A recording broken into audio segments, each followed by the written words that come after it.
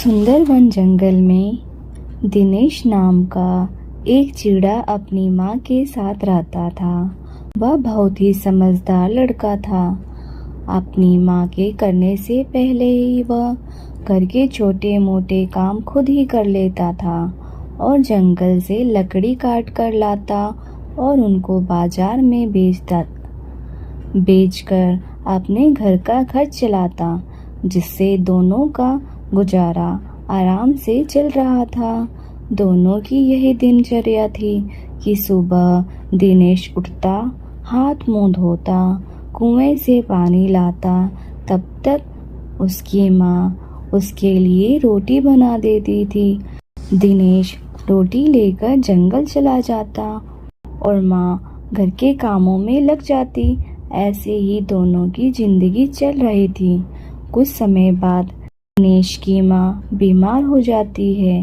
अब बेचारे दिनेश के ऊपर घर को संभालने और जंगल से लकड़ी लाने दोनों का काम उसके ऊपर आ जाता है। कुछ दिनों के बाद अब बेचारा दिनेश घर संभाले या जंगल से लकड़ी लाकर उन्हें बेचे। कुछ दिन तो उसका काम ढीला ही चल रहा था। अब माँ को भी लगने लगा कि बेचारा दिनेश पूरे दिन भर काम करता है, वह बहुत ही थक जाता है। मेरी वजह से वह और परेशान हो रहा है। एक दिन माँ ने दिनेश को बुलाया और उसे अपने पास बिठाकर बातें करने लगी। वह, बेटा तू शादी कर ले, मेरे भी बुढ़ापे के दिन हैं, कम से कम चैन से तो मरूंगी और तुम्हारी भी मदद होगी। इतना सुनते ही दिनेश माँ को बोलने लगा, माँ आप कैसी बात कर रही हैं?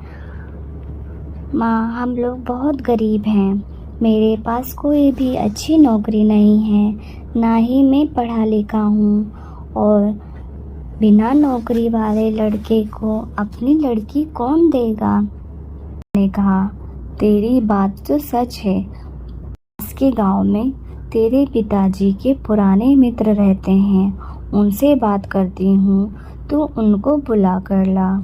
दिनेश माँ की बात मानकर दूसरे गांव जंगल में जाता है और अपने पिता के पुराने मित्र को लेकर आता है। वह उन्हें काका कहकर बुलाता है। काका, दिनेश हूँ, आपकी मित्र का लड़का हूँ, मैं दूसरे जंगल से आया हूँ। मेरी माँ ने आपको बुलाने के लिए भेजा है, वह बहुत बीमार हैं। इतना सुनकर काका तुरंत चलने के लिए तैयार हो जाते हैं। वह अपनी बेटी से कहते हैं, बेटा मैं शाम को घर आऊँगा।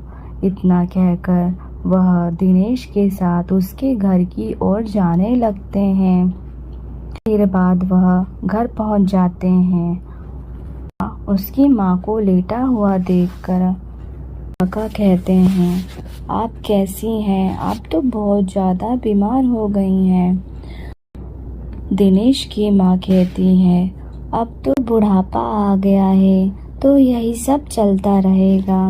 भाई साहब मैं ठीक हो जाऊंगी, पर मेरे मन में एक विचार है। मैं मरने से पहले दिनेश का ब्याह देखना चाहती हूँ। कोई ठीक ठाक लड़की हो तो बताइए। इतने में काका कहने लगे, विचार तो आपका बहुत ही ठीक है। अगर आपको ठीक लगे तो मेरी बेटी शादी के योग्य हो गई है, उसके लिए भी मैं अच्छे वर की तलाश में हूँ। अगर आप बुरा ना माने तो अपनी बेटी का रिश्ता दिनेश से कराने को राजी हूँ। इतने में दिनेश की माँ बोली, अगर ऐसा है तो इस नेक काम में देरी क्यों करते हैं? पंडित जी को बुला कर लाइए, हम शादी का दिन निकलवाते हैं। तभी दिनेश पंडित जी को बुला कर लाता है। फिर शादी का दिन निकलता है। पंडित जी 2 दिन के बाद का दिन निकालते हैं और बोल कर जाते हैं कि आप दोनों परिवार 2 दिन बाद मंदिर में आ जाना, मैं सारी तैयारियां करके रखूंगा। इतना कहकर पंडित जी चले जाते हैं। फिर काका भी अपने घर चले जाते हैं और अपनी बेटी को पास में बुलाकर बोलते हैं, बेटा मैंने तुम्हारे लिए एक लड़का देखा है। 2 दिन बाद में तुम्हारी शादी कर रहा हूँ। तुम इसकी फ़ोटो देख लो। इतने में लड़की कहने लगी, पिताजी, आप ही मेरी माँ हो और आप ही मेरे पिता हो। आपने जो लड़का मेरे लिए पसंद किया है वह लड़का ठीक ही होगा। आप अपने हिसाब से देख लो। इतना सुनते ही टूनी के पिता खुश हो जाते हैं और उनकी खुशी का ठिकाना नहीं रहता। बताए गए दिन के अनुसार वह सब मंदिर पहुंच जाते हैं और वहां पर उन दोनों की शादी हो जाती है। शादी होने के बाद टूनी चिड़िया अपने ससुराल आ जाती है और वह अपने परिवार को बहुत अच्छे से संभालती है। वह अपनी सास की बहुत अच्छे से सेवा करती है, जिससे वह बहुत जल्द ठीक हो जाती है। दिनेश भी अपने काम रोज की तरह करने लगता है। इस तरह उनके परिवार की स्थिति में सुधार आने लगता है और सभी अच्छा जीवन जीने लगते हैं।